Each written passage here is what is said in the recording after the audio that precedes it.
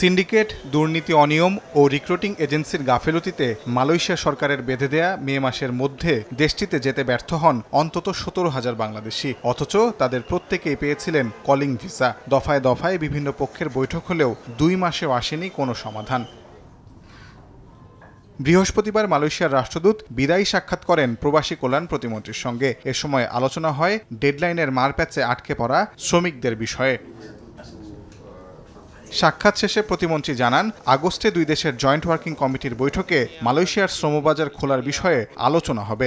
এটা নিয়ে মালয়েশিয়ান গভর্নমেন্টের কাছে আমরা চিঠি লিখেছি, সেটা নিয়ে আলাপ হয়েছে, সেটাও উনি দেখবে। খোলার ব্যাপারে আমাদের জয়েন্ট ওয়ার্কিং গ্রুপের মিটিং আছে আগামী মাসে, সেই মাসে আর ইনশাল্লাহ এগুলা হয়ে যাবে। নগদের কাছে সব গ্রাহকই প্রিয়, তাই তো সারা দেশে ক্যাশ আউট চার্জ সবচেয়ে কম।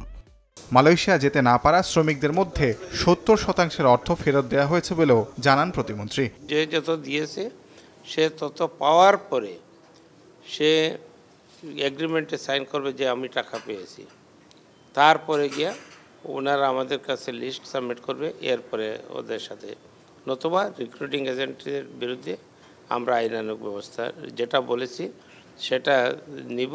এদিকে চলমান পরিস্থিতিতে মধ্যপ্রাচ্যের কয়েকটি দেশে সহিংসতার পক্ষে সমাবেশ করে আটক হওয়া প্রবাসীদের জন্য সরকারের সহানুভূতি নেই বলেও স্পষ্ট করেন প্রবাসী কল্যাণ প্রতিমন্ত্রী। আমাদের কোনো কিছু করণীয় নেই, যারা অমান্য করবে তারা শাস্তি ভোগ করবে। তাজওয়ার মাহমিদ, সময় সংবাদ, ঢাকা।